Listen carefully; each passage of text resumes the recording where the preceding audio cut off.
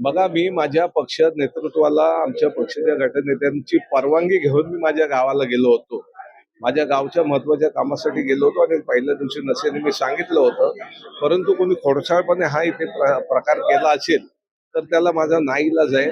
मी एक संघटनेचा पहिल्यापासून संघटनेचा प्रामाणिक शिवसैनिक आहे, भविष्यातही तेवढ्याच ताकदीने राहणार आहे.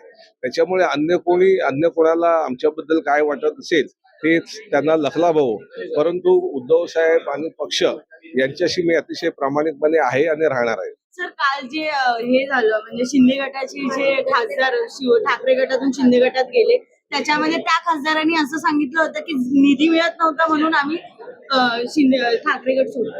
आता निधी किती मिळाला हे जग जाहीर झालेलं आहे. आता आपल्या माध्यमातून तुम्ही त्यांना विचारलं पाहिजे की एवढा निधी मिळून त्याचा विनियोग का नाही केला तुम्ही. एवढा निधी मिळून त्या ठिकाणी जर तुम्ही सक्रिय होतात मग हा निधी शिल्लक का राहिला.